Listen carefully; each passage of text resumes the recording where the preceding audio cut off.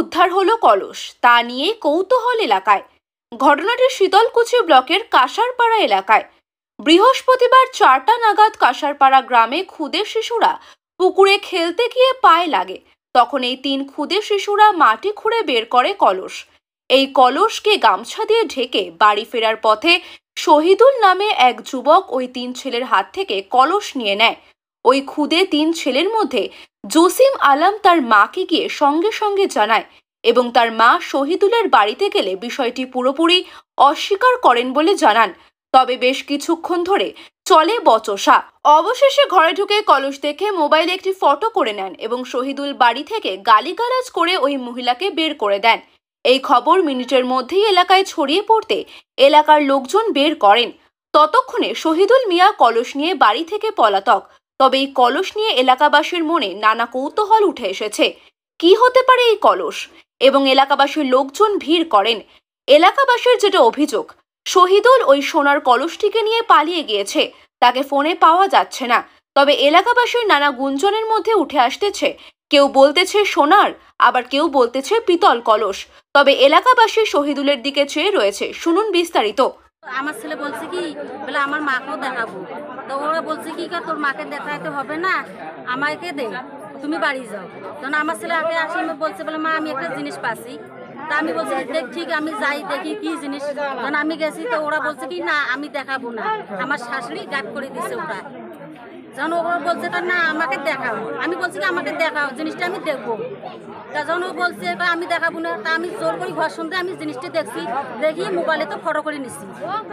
যখন ফটো করে নিছি একটা ঘোড়া ছিল কলসির মতো, না পুতলি আমি তো জানি না।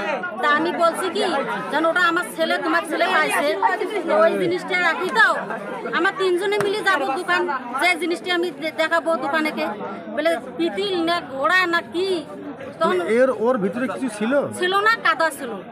হ্যাঁ, তো ওরা ধুয়ে দিছে ওকে। আমি বলছি কি তোরা ধুয়ে রাখি দে, আমার 3 জনে মিলে চলে যাবো দোকানে। ঢাকনা ছিল না? ঢাকনা ছিল না, এমনি খোলাই ছিল। না যখন পুকুরে পাওয়া গেছে তখন কি তখনও কাদা ছিল, খোলাই ছিল। মানে সেই কথাটা কে বললো? আমার ছেলে বললো, বলে মা আমি পাশে কোনো কাজ ছিল না, কাদাই ছিল। তো যারা নিয়ে গেছে। ছেলে পুকুরে কি করছিল? খেলতে গেছে 3 জনে মিলে। কে কে? ওই আমার বাড়ির 2টা ছেলে, আমার ছেলে। আপনার ছেলের নাম? আমার ছেলের নাম জসিল আলম। আর ওই 2 ছেলের নাম? একটার নাম আলী হোসেন, একটার নাম মোহাব্বত হোসেন। আর যে হচ্ছে ঘোড়াটা নিয়ে গেল পালিয়ে গেল, ওর নাম ছিল শহীদুল মিয়া। ও কোথায় আছে এখন? কোথায় যে নিয়ে আছে, আমি ওকে বলছি বলে দে, আমি 3 জনেই মিলি জিনিসটা দেখাবো দোকানে যা। তো আমাকে দেয় নাই, বলে না তুমি বাড়ি যাও, আমি পরে যে তোকে বলবো। আমি আপনার নাম? তা এখন ওরা যে নিয়ে যে গাছ করে রাখছে, তখন তো নিয়ে আসবে, এখন আমাকে তো দেখাবে, বলে চলো আমি তোকে নিয়ে যাই। কেন আমাকে বললো না? দিদির নামটা বলুন। আমার নাম জোসনা বিবি। এই জায়গাটার নাম? কাঁসারপাড়া গোলনাহাটি।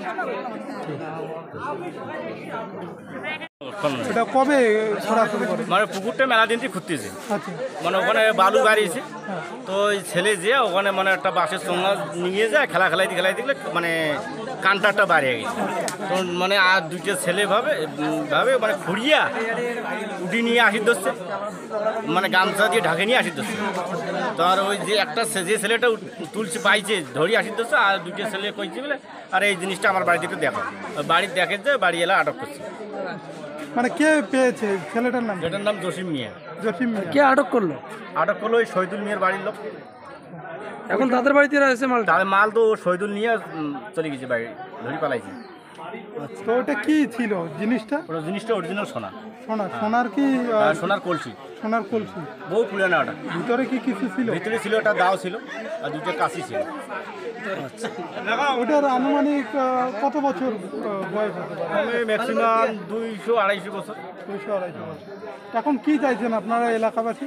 লেখাবাড়ি জিনিসটা নিয়ে আসো, প্রশাসনের হাতে তুলে দেবো। প্রশাসনের হাতে তুলে দেবো, পরে এখন জিনিসটা দেখবো তো আমরা।